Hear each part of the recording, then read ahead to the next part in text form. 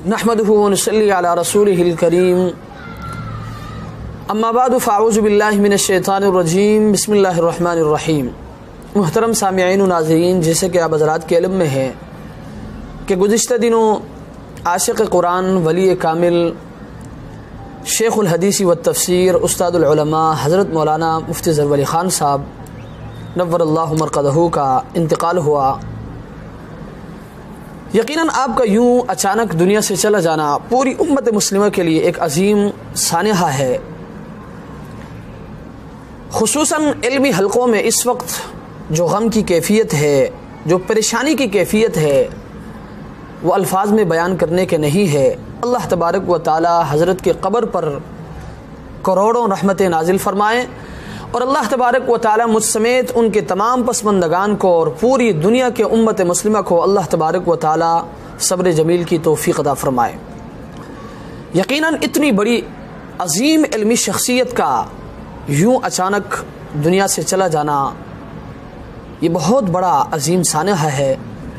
मुझ समेत पूरी दुनिया के इल्मी हलक़ों में जो इज़्तिराब है, जो इस वक्त परेशानी है, जो गम की कैफियत है, वो अल्फाज में लाने के नहीं है। बहरहाल मैं भी हज़रत की रहलत पर बड़ा परेशान था।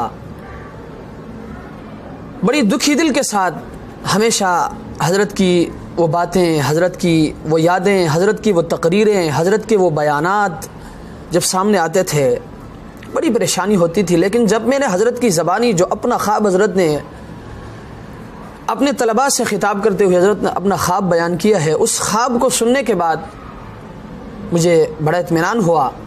हज़रत ख़ुद अपना ख्वाब बयान करते हैं। हज़रत फरमाते हैं कि मैंने ख्वाब देखा। इंतकाल से कुछ दिन पहले हज़रत ने बयान किया, फरमाते हैं कि मैंने ख्वाब देखा कि ख्वाब में मैं मर गया हूँ। मुझे जब कब्र में उतारा गया तो एक खूबसूरत शख्स मेरे पास आया और आकर वो मेरे दाएं तरफ खड़ा हुआ।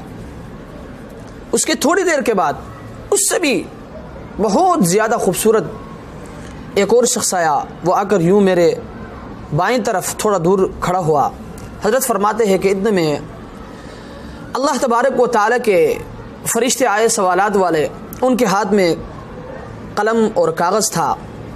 हज़रत फरमाते जैसे वो फ़रिश्ते आए, इन्होंने उनसे कहा कि ये कलम और कागज़ इधर दे दो। उन्होंने बड़े एहतराम के साथ कलम और कागज़ इनके हवाले किए।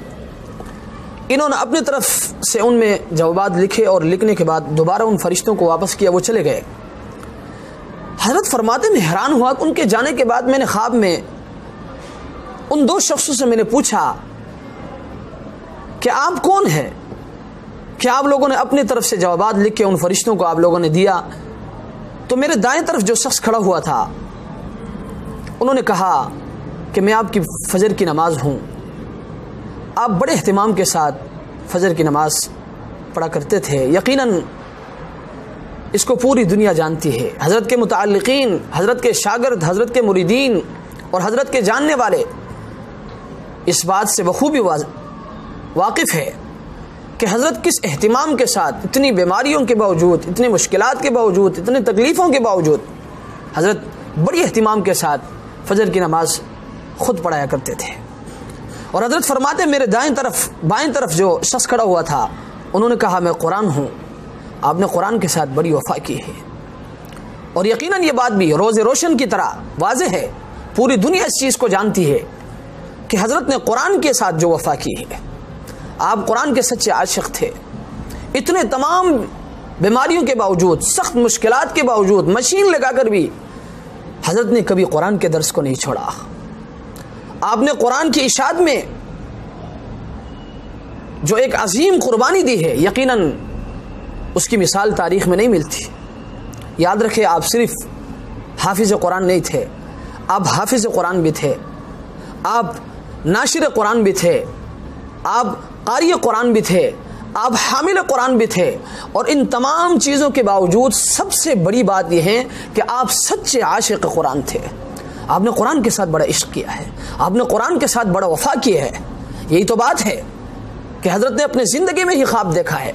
और याद रखिए, हदीस के जैसे हज़रत ने ख्वाब देखा है, ऐसे ही हदीस के अल्फाज हैं कि इंसान जब दुनिया से चला जाएगा تو قرآن نماز آ کر آپ کے دائیں طرف کھڑا ہوگا اور قرآن آ کر آپ کے بائیں طرف کھڑا ہوگا۔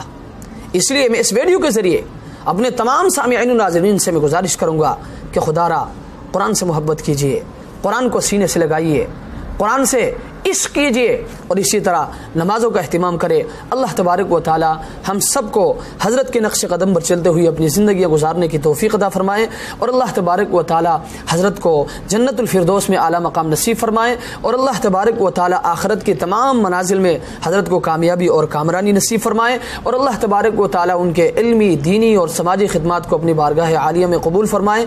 وآخر دعوانا ان الحمد للہ رب العالمین۔